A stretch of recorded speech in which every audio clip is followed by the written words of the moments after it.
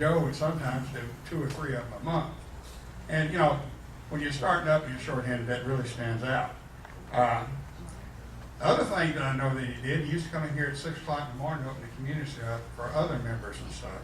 And he was great at we have a monthly discussion meeting with the old folks, which is such as I am, we call it the Diakai group.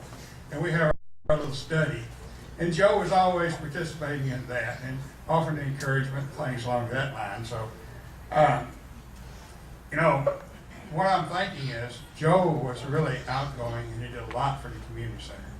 And the bottom line, all the things that he did, he was all engaged with all the members and everybody, young, old, or indifferent. But what he did most of, to me, that was most important, was he was opening the community center, working for the community center, and he's going to be lost if we don't have a replacement for him. With that, I'll say, he was great to know. He was a great individual. He really did good for the community center. I'm grateful. Thank you. But yeah, you know, when the mic is still open. Okay, let's go with you. Gene here, I'm from Austin, and I'm a member of the SGI, and in some of my responsibilities, I have to, you know, chauffeur visiting leaders from other cities to San Antonio sometimes. And I've had to, you know, we stop at the Ruiz's, you know, and so usually during the course of the visit, you know, maybe the visiting leader would talk to Michiko, and so Joe and I would just hang out together. And so the first year, I think we were watching TV, and you know, he's a very quiet individual. You know, he doesn't open up about his life. You know, and very kind man. And then I think that, you know, we did this one year. We were just watching TV, just talking, chit chatting. And then I think the next year we did this. I was in his front parlor watching TV, and he would say, we would see a commercial about boxing. He says, "Yeah, I used to box." And I go, "What? You used to box? Are you kidding?" And then, he would start sharing, opening his life about his adventures. "Yeah, I was shot." You know, I'm going, "What? You were shot?" And he was just sharing bits and pieces about his life. And I realized, Joe is a tough guy. He's a tough man. He really is. All his adventures, and he shared, how he wasn't in contact with his kids after some time, and he said, "Yeah, I was terrible. I was awful." But he said that, because of this practice, he realized the importance that he had to reconnect, with his family, and he did that. And he was very proud of all of the kids. He really was. And it was a great pleasure for me to know him. And I realized he was a dedicated member of the SGI. He supported many members, the center, but his adventures and his stories just blew me away. So I will definitely miss him. He's a great comrade, a friend,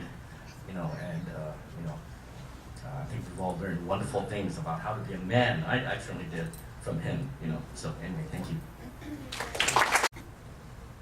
Good evening, everyone. So, like everyone's getting up and saying wonderful things about Joe, and I mean, it's true. I think that of all of the things, that I really, really miss is that we did so many things together. Totally supporting. We did, someone mentioned, Doug mentioned 6 a.m. For years we've gotten up at 6 a.m. on Tuesday for Soca Spirit, supporting and knowing that, when you get here, because sometimes, it's dark at 6 a.m., like kind of scary, but he would be sitting there at the desk.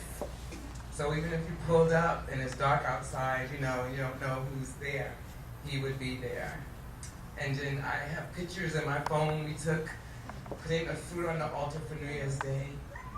I mean, it just goes on and on how much he supported the center, supported all of us for the things we needed, and supported Michiko. And then the wonderful thing is like meeting the family. And, Linda and David and Tatso and all, I knew them when I was much younger. They're still young. And then just me and Angel and Amanda and Dita and, everybody it's just really, really, you could feel the love when you're with the family. And so, Michiko, I mean, I tell people all the time, it's like such an example of really having a true partner in life, you know. And so we think about love and romance, and but it's for everyone. It's not only for young people, it's for old people too, right? We can still have that love and share that love. And so I just want to thank you and thank the family for letting us have this wonderful man with such a great heart, always around, always sharing his wisdom, and like you're saying, just really just laid back, but then having that little quirkiness that you see in Angel, just having that, it's just wonderful. So just thank you guys, and we'll absolutely be praying for you, and you guys are welcome here at any time, because y'all are part of our family too. Thank you. Honored knowing Joe and pulling some of these shifts here at the center with him, because his compassion for the members is what I remember a lot of, because he just was that way. So, and I know Michiko kept feeding him, I know that. Yeah, sometimes we had little snacks around here, and she'd always get a plate. So, but we're going to miss him. But as Andrea was saying, this is one big family, and you're more. We'd love to see you come back to visit again soon. Okay. Joe was he and Michiko opened up their house for years and years for district meetings.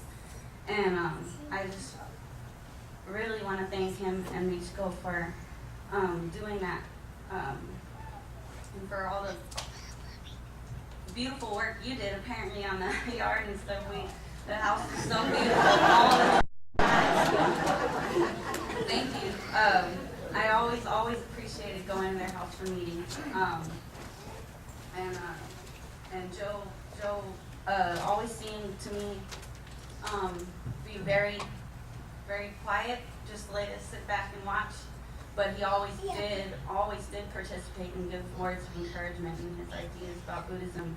And I always listened very intently to what he had to say, just because he was so quiet. I very much appreciate him, and Michiko, thank you. And also his attention, the attention he paid to my daughter, I very much appreciate. That I could tell that he enjoyed having my daughter there also. Thank you.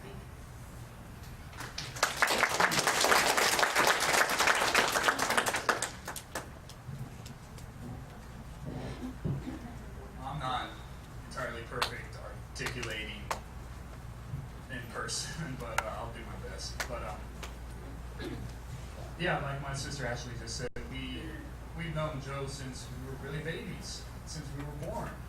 I remember for the longest time that Joe. Yeah. Well, I mean, it feels like that. Yeah, but I do recall that Joe was always a handyman. He was always, working on something. And like you mentioned, he was always tweaking the house, making it new, making it different. So he was always creating. He was always creative. Not just with his hands, but with his heart. And that's something I really treasured throughout the years I've known him in my district. Our district has gone through many changes, but I know for a fact it's still fundamental, because he's been there with us through all the changes to our district, and I'm determined to actually continue that spirit for our district. And well, sorry. I'll definitely remember Joe's vigor, even though he was kind of a quiet one like I am. It's something I can relate to. But I'm still inspired to definitely to definitely help continue, take care of each other as Joe would want. So, I'll always be there for y'all. Thank you. Go first. I can't really say that Joe was the quiet type, because every time I saw him, he was always, very talkative and very, he always had something to say to me after all the meetings that I had. Yeah, the way I'm talking. He always had some words of wisdom to give to me when I was in his district. He was my district leader in Wilshire Village. I am now currently with Terrell Heights under Bruce Martin, and I'm not going to make comparisons between leaders because both Joe, speaking about Joe in particular, one thing about him is he was a great leader. And to some who would say that he was quiet, I'd like to once again I can't tell you just how loquacious and verbose he was, meaning that he liked to talk a lot when he had the chance. But whatever came out of his mouth was always very encouraging. I encourage every single one of you to take that to the grave, as he did. And I promise to do that myself.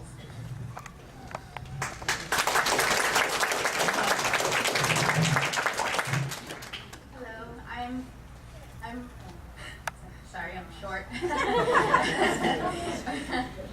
I'm new to the district. Well, a year ago, I still feel like a baby Buddhist.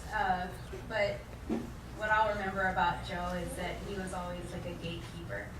He would always guard his castle, his Costa Rican castle, and there was a key to get in and there was a key to get out. But he would always, graciously greet us, and he would always sit by the door and just warmly let you exit his home and warmly greet you when you came in. And it's interesting about some of these pioneer members is that even someone new to the practice can influence them. And I actually am very honored that I was one of those people. For his birthday, you think it's a small thing, but when it comes from the heart, it ends up being something big. I bought him a book from the bookstore labeled, it was a series, and it said Courage, because he was one of the most courageous men I've ever met, through his sickness and, taking care of Michiko. You never knew that he was sick.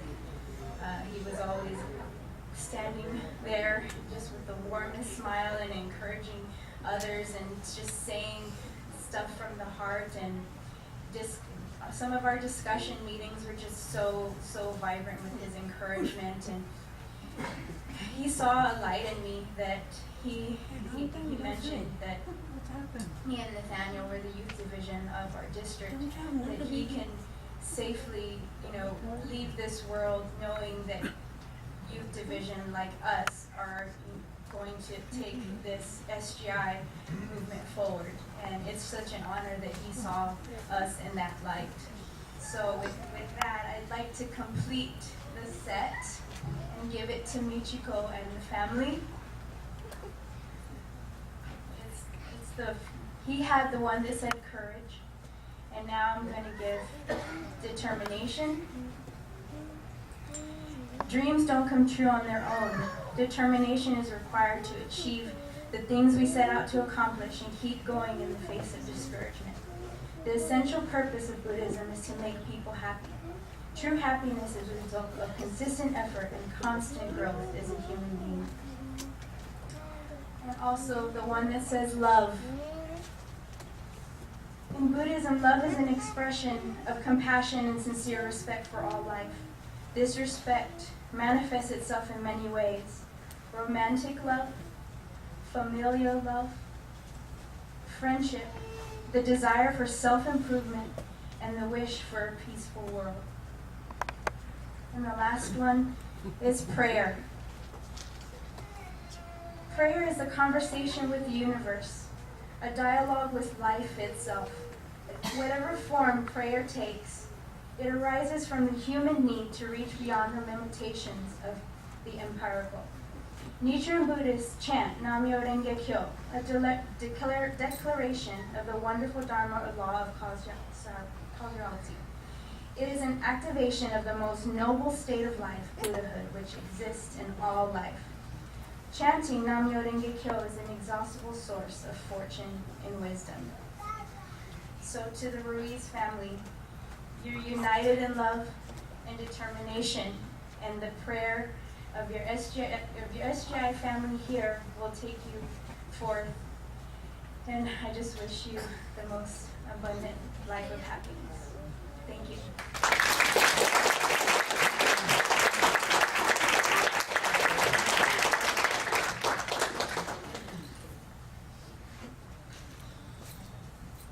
Well, that was incredible. So I'll tell you, we're going to move on if that's okay. So let's go to Andrea. Andrea's going to share the Go Show passage with us. Thank you.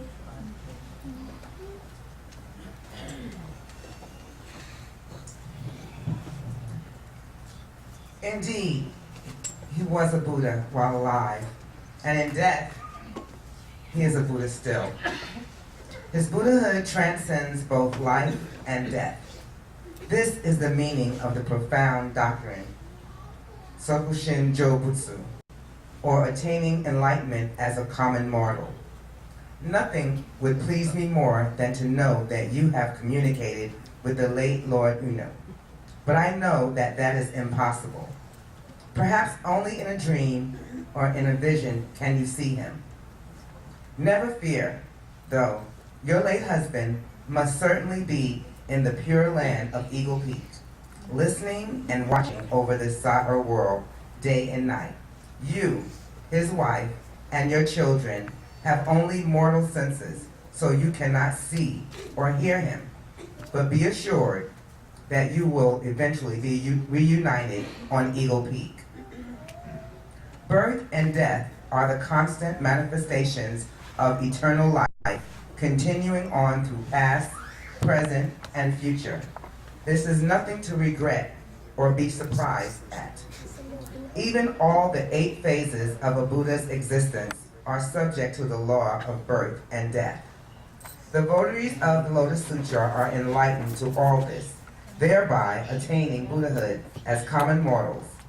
Since your deceased husband was a votary of this sutra, he doubtless attained enlightenment. You need not grieve so much over his passing.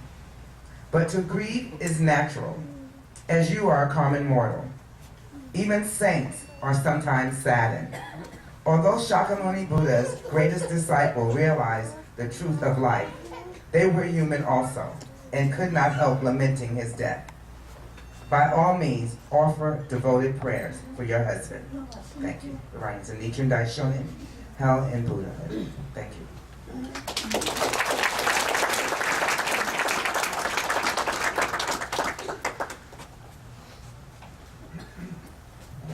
Thank you, Andrea.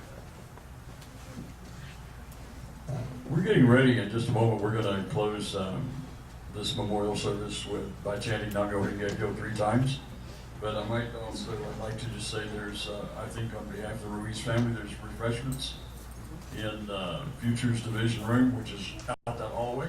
So please, as you're passing through there, you can remember Joe and take a little food for him. Okay? Okay.